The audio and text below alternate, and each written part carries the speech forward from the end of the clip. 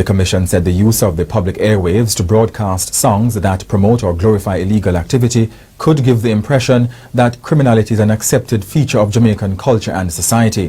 When another country say, I don't want your artists in my country, it's an embarrassment, and we see it trickling down into the fights in the schools. We are concerned, we are very, very concerned. I past the stage of trying to, or needing to win political popularity and favor.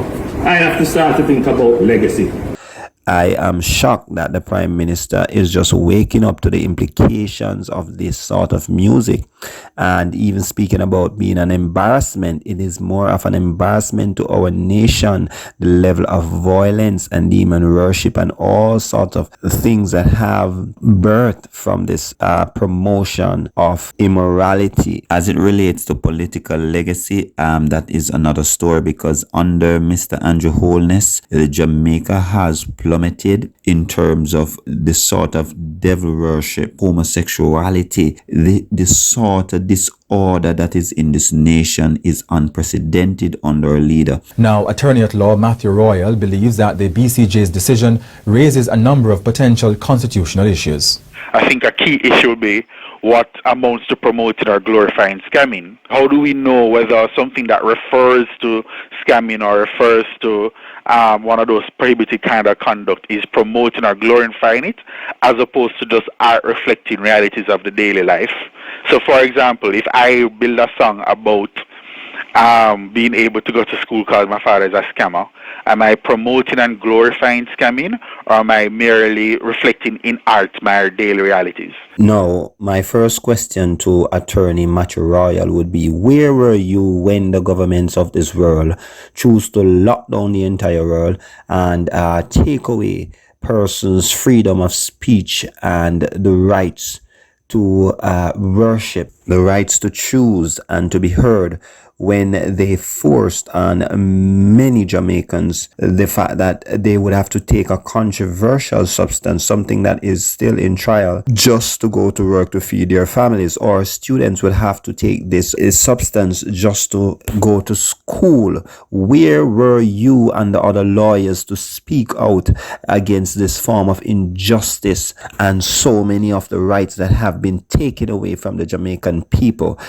Let me say, any well-thinking Jamaican can clearly see that our music has been affecting our society in terms of it has been leading and paving the path for the social environment in Jamaica. Cultural expert Professor Carolyn Cooper said any attempt to curb illicit activities in Jamaica was welcomed, but she argued that the government must focus on what she called the more difficult task to tackle social problems at the root of criminality. With all due respect, Professor Carolyn Cooper, this is rubbish that you're talking, because attacking this ban that the minister has done is showing how much you guys are in tune to what is happening and you're supportive of this sort of music that is destroying the nation. It makes no sense for you to look and to say that we have more critical issues that is affecting the society when crime is based at the very foundation of the issues that we're having. Are you saying that the Prime Minister should overlook crime to look at different things like unemployment or whatever else? It makes little sense, because the persons who are working, crime is going to affect them. Crime is affecting us in every spectrum of society, and this music is a major weapon used to promote crime. It's just very surprising that these intellectual leaders are just waking up and just seeing the effects of this sort of music, saying that he is very concerned. This concern should have come years ago. Minister with the responsibility for information, Robert Morgan, says the BCJ's action is about standards. A lot of us, including members of the media, have complained over the past several years about the type of content that they hear on the airwaves. And let's give a scenario. My office is in front of Clarendon College. So a child walks through the gate of Clarendon College. They go on a bus, chopping songs, Molly songs. They come off the bus a little bit up the road, on Pond Road. Somebody's playing a radio, chopping songs, Molly songs. They go home, the uncle is playing a radio, chopping songs, Molly songs. We have a responsibility for the spaces that we control to set the standard and set an example. We're not fettering people's right to free speech. Minister Robert Morgan gave a very vivid example of the daily realities of our nation's children. This should be supported by all Jamaicans, all well-thinking Jamaicans. I believe that the way forward, though, would be for the government to set up a committee, whether by the Broadcasting Commission, that would identify these songs that would possibly be a threat to the development of Jamaicans and approach it from the artist level, whether it's a public space it's been played in or any of the social media platforms, because most of our children, they are not listening to the public news or the radio stations. They are on the YouTube, they are on Instagram, on Facebook, on those platforms where the artists, they are able to play all the raw versions of these songs. So I'm saying, approaching it from that perspective, you would get more direct results. There are many songs out there in the dancehall arena which the artists have shown their creativity without they have to be bending over to this pressure. Mr. Matty Royal, you're a lawyer and you're not an artist. So I'm going to give you a more practical example. The song that says, Hennessy and white rum, as me make me money, me go buy a gun. Is that merely reflecting what's happening in our society, or is that more so telling persons what they need to do? And there are many other songs like this that are out there that is educating, especially the nation's children and the young people, to do evil, to buy gun and to scam and to steal. It's very disheartening to know that you have chosen to come on national television to speak such garbage, to try to defend even this move that the artists continue to make to destroy the very fabric of our nation. You're a lawyer, and it's no secret that lawyers are up for hire. Many lawyers don't have much morals. They have their work ethics. So we know that lawyers will defend even well-known criminals going into the case knowing that somebody has committed murder, and they try to defend these persons because they're up for hire. This is what it looks like when persons who are not rooted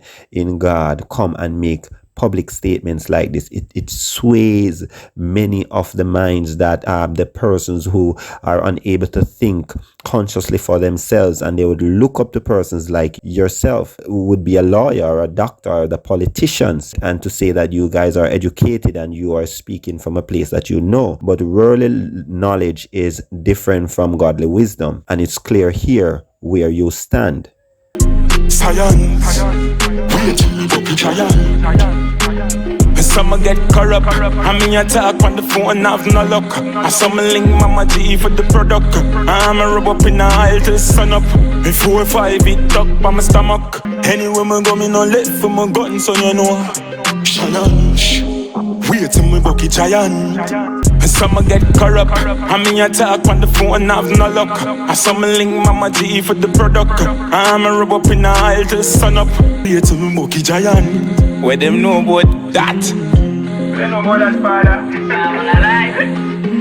Look at the influence that a song like this has gained over the nation. Just over 3 months, and we have over 5.8 million views. And what is in this song? What is in the video? What is the lyrics saying? That someone is promoting guzo or obia or witchcraft. And you can see clearly in some of these images that these persons have basically given over themselves to the devil, because they're promoting death and skull and everything that is ungodly. And to think that this is what most of the nation's children is listening to, and persons would dare to defend such thing. But we know this comes through selfishness. It comes through because we want to live a certain lifestyle. We want to be a part of the crowd of what is happening in this world. And that's part of our main problem here in Jamaica. We are gullible, we are easily fooled,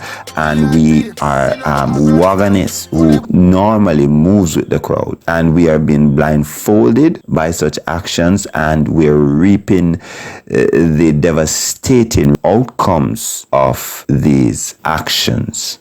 Without God's guidance, man will lead to evil. God has said that in his word. Without God, we are corruption and we are going to do evil.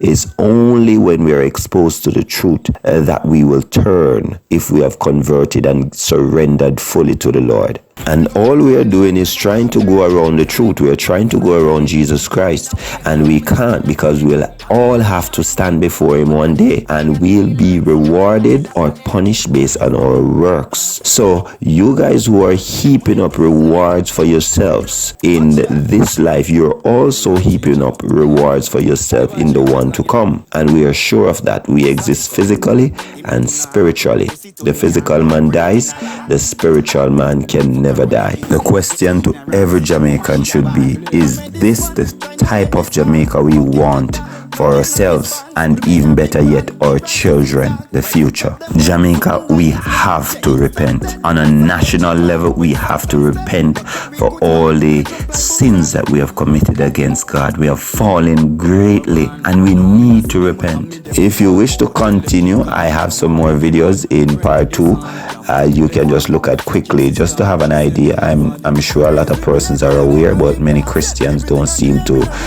watch these songs, or they don't know to the depth that the devil worship is in these songs, and all the message that the songs are saying, because they don't really take time out to listen them. Right? I do, as a Christian, I do, and I do it for reasons that I can learn what is happening, so I can speak more of what is happening. We can pray more about some of these issues. Bless you, love you. Next time.